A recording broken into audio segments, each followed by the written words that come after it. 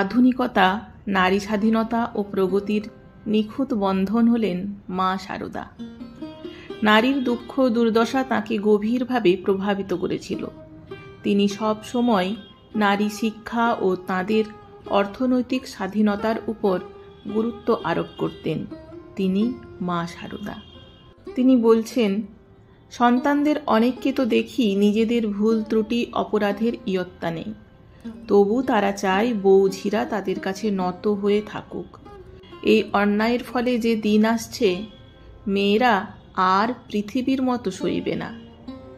এই উক্তি যখন হচ্ছে, ভারত তখন পরাধীন।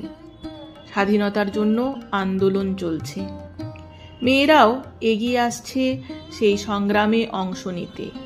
সালটা 1917। যুগান্তর বিপ্লবী দলের 3 স্বাধীনতা সংগ্রামী অমর চট্টোপাধ্যায়, কুন্তল চক্রবর্তী ও ভূপেন্দ্র কুমার দত্তর সন্ধান চলছে। তাঁরা পলাতক। কলকাতা পুলিশ গোপন সূত্রে জেনে গেল, তিলজলা রেলওয়ে কেবিনের কর্মী দেবেন ঘোষ ও তাঁর স্ত্রী সিন্ধুবালা দেবীর আশ্রয়ে রেলওয়ে কোয়ার্টার্সে লুকিয়ে রয়েছেন এই 3 বিপ্লবী। পুলিশ যখন অভিযানে গেল, ততক্ষণে 3 জনই পালিয়েছেন। পুলিশ দেবেন ঘোষকে গ্রেফতার করল। দোষী তাঁর স্ত্রীও, কিন্তু তিনি কলকাতায় নেই, চলে গিয়েছেন বাঁকুড়ার ইন্দাসে। গ্রামের নাম যূথবিহার। খবর পাঠানো হলো বাঁকুড়া পুলিশে, এই মহিলাকে গ্রেফতার করতে হবে। পুলিশ সুপার ভোলানাথ চট্টোপাধ্যায় বিরাট ফোর্স নিয়ে অভিযানে গেলেন এক নারীকে গ্রেফতার করতে। সমস্যা হলো, একজন নয়, 2 জন সিন্ধুবালা আছেন পাশাপাশি গ্রামে। একজন দেবেনবাবুর স্ত্রী এবং অন্যজন আবার তাঁরই বোন। কাকে গ্রেফতার করা হবে? কেউ মুখ খুলছে না কে কোনজন। অতএব 2 জনকেই গ্রেফতার করা হলো। একজনকে সাবাজপুর থেকে, অন্যজনকে যূথবিহার থেকে। শুধু গ্রেফতার নয়, সঙ্গে জিপ থাকা সত্ত্বেও 2 নারীকে হাঁটিয়ে হাঁটিয়ে পুলিশ স্টেশন পর্যন্ত আনা হয়। তারপর বাঁকুড়া জেলে বন্দি। গোটা ঘটনাটা দ্রুত ছড়িয়ে পড়ে, কারণ সিন্ধুবালা দেবী ছিলেন গর্ভবতী। সন্তান ভূমিষ্ঠ হওয়ার জন্যই তিনি এসেছিলেন বাপের বাড়ি। ভিন্ন তথ্য অনুযায়ী স্ত্রী নয়, বোন ছিলেন অন্তঃসত্ত্বা। এরকম অবস্থায় সেই 2 নারীকে এভাবে হাঁটিয়ে নিয়ে আসায় বিপুল প্রতিবাদ হলো। এই সংবাদ যখন লোকমুখে প্রচারিত হয়ে জয়রামবাটিতেও পৌঁছয়, মা ঘটনাটি শুনে নিমেষের মধ্যে ক্রোধে অগ্নিশর্মা হয়ে পড়েন। সংবাদ বাহককে তিনি বলেন, বলো কি, এটা কি কোম্পানির আদেশ না পুলিশ সাহেবের কেরামতি? নিরপরাধ স্ত্রীলোকের উপর এত অত্যাচার মহারানী ভিক্টোরিয়ার সময় তো কই শুনিনি। সারদা মায়ের ক্রোধের সংবরণ হচ্ছে না। তার নিজের শরীর তেমন সুস্থ নেই সেই সময়। তা সত্ত্বেও তিনি কিছুতেই সহ্য করতে পারছেন না এই দমন পীড়ন। আরও বললেন, এই যদি কোম্পানির আদেশ হয় তো আর বেশি দিন নয়। এমন কোনো বেটা ছেলে কি সেখানে ছিল না যে 2 চড় দিয়ে মেয়ে দুটিকে ছাড়িয়ে আনতে পারে? কিছু পরে যখন আবার সংবাদ এলো যে মহিলারা মুক্তি পেয়েছেন, তখন তিনি স্বস্তি পেলেন, শান্ত হলেন।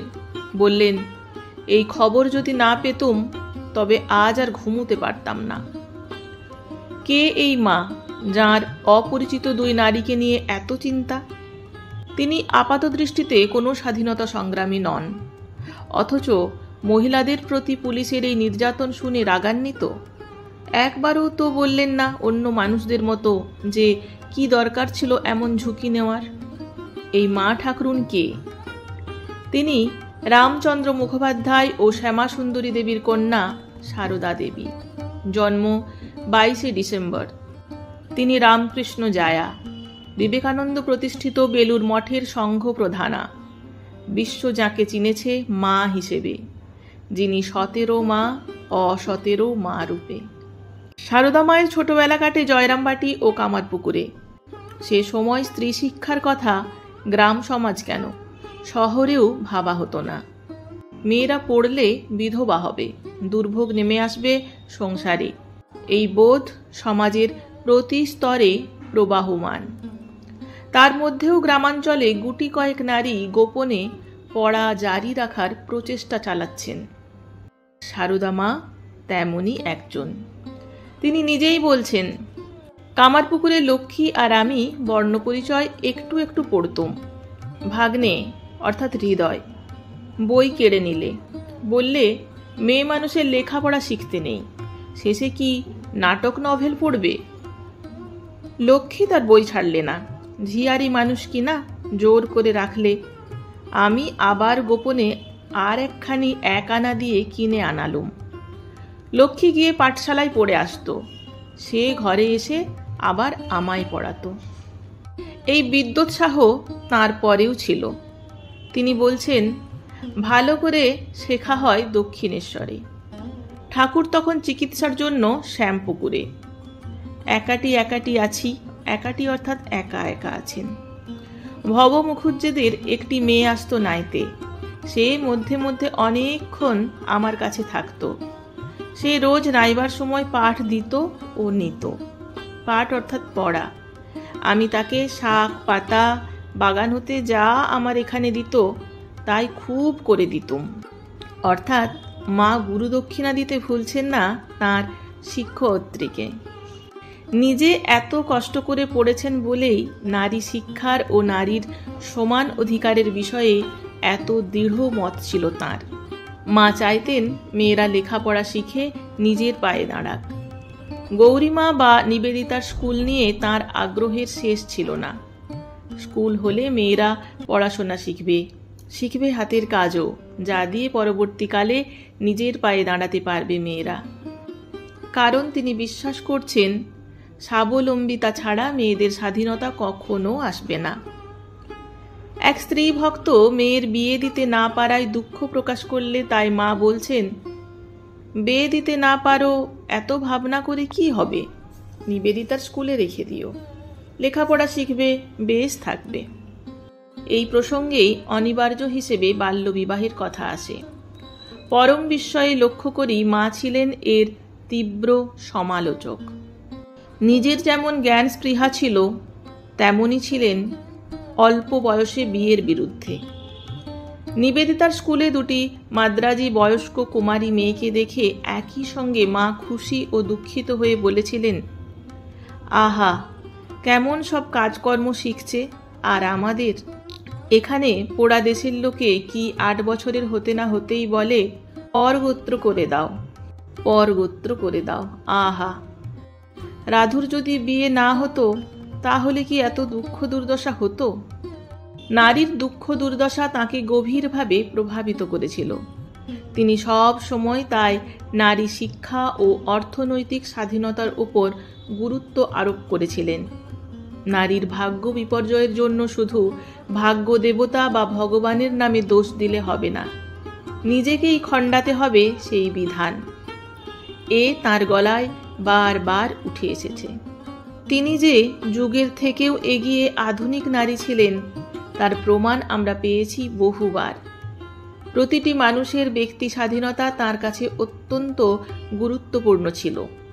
নিবেদিতা বলেছিলেন, আমার কাছে তাঁর আধ্যাত্ম মহিমার মতোই অপূর্ব ঠেকেছিল তাঁর সম্ভ্রান্ত সৌজন্যের সৌন্দর্য, তাঁর উদার মুক্ত মনের মহিমা।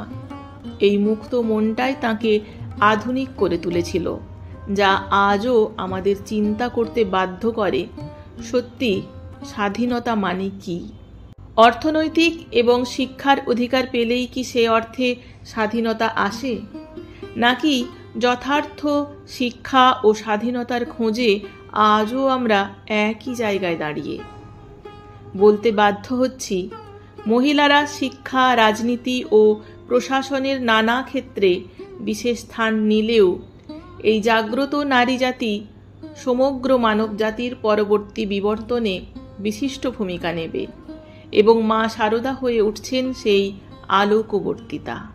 না, তাকে মিছিল, মিটিং, আন্দোলন করে নারী জাতির শক্তি প্রকাশের দাবি জানাতে দেখিনি, কিন্তু গৃহের কোণে থেকেও কিভাবে তিনি শক্তিরূপিণী মহামায়া হয়ে উঠলেন তা আজও বিস্মিত করে।